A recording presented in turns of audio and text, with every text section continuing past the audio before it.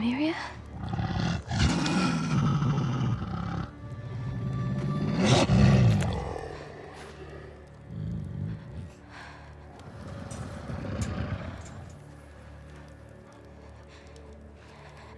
Nymeria, it's me. Arya.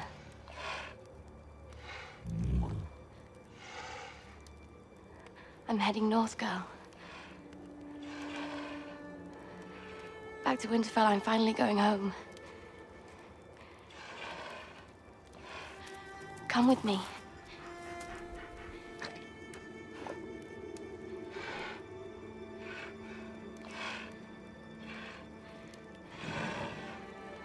Come with me.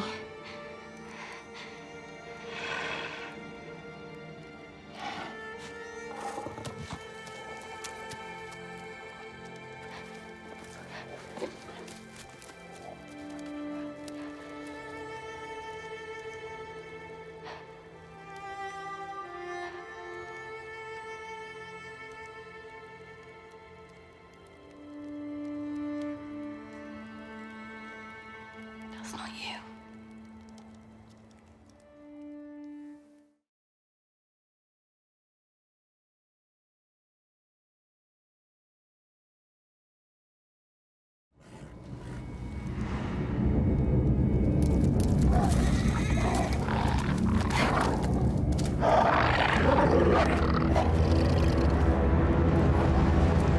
Nymeria?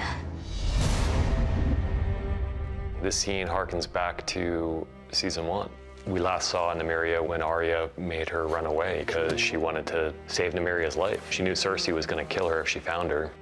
And when she finally finds Nymeria again, or Nymeria finds her, and she, of course, wants her to come back home with her and be her loyal companion again, but Nymeria has found her own life.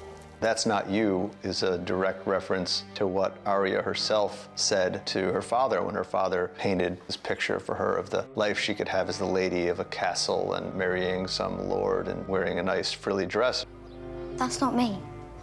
Arya is not domesticated, and it makes total sense that her wolf wouldn't be either. And once the wolf walks away, at first she's heartbroken to have come this close. Then she realizes that the wolf is doing exactly what she would do if she were that wolf. Like so many of these scenes where there's a lot of visual effects elements and all, but it all ultimately comes down to, can the actor pull it off in a close-up? And that's what Maisie does at the end of that scene. Jon's position as a king and as a leader, it's nothing he ever wanted. It's nothing he ever sought out. It's something he accepted reluctantly when it was thrust upon him. Lord Tyrion has invited me to Dragonstone to meet with Daenerys, and I'm going to accept. He makes this decision, and it's a much different leadership situation than he's been in before. I don't think it's an easy decision for him, but also he doesn't have that many good decisions left. It's the best of a series of horrible choices. We need this dragonglass, my lord. He has a very good sense of what they're facing, a better sense of what they're facing than anybody in this room, because he's the only one in the room who's actually seen it. And you need to see it to believe it. He's taking a calculated risk, and that's kind of who he is. He's always been willing to risk himself, his own health and life for the people that he's sworn to protect when he was in the Night's Watch, and now that he's sworn to lead as King of the North. We should hit King's Landing now, hard, with everything we have. I don't think there are that many situations in film or television where you see 4 women sitting around a table discussing power and strategy and war. We didn't really plan it that way, but once it landed on that, we knew that these things had to be discussed. We knew the plan to take Casterly Rock had to be put out there. I think it's a scene that, had it been the exact same information and situation being put forward by a bunch of old, grizzled guys with gray beards, it would have been a lot less interesting. To have it be Emilia at one end of the table and Diana at the other end of the table, to me, that just is such a breath of fresh air and made writing it a lot more fun. At the end, after all has been said and done, then Olenna sits her down and tells her to ignore all of that. You're a dragon. Be a dragon.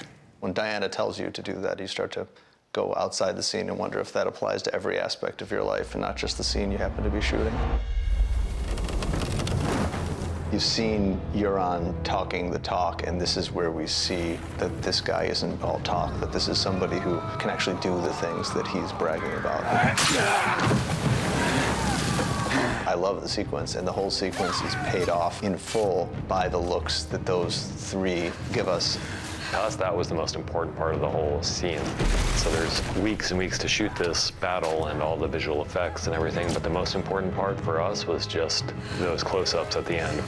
We'd maybe fooled ourselves into thinking that Theon was out of the woods on his whole Reek experience, and as we were writing it, we realized that you don't just get over what happened to him. That's something that's going to be a part of him for the rest of his life, and this is a place that triggers the worst of that experience. When Euron has his sister and Theon can try to rescue her, you know, against all the odds, he can't do it. Just the look on her face, that look of being betrayed, and the look on his face, he's falling apart again. As much as anything, to see Euron's pure psycho glee at watching this happen between the two of them, and when Theon jumps overboard, that laugh is the character's encapsulation.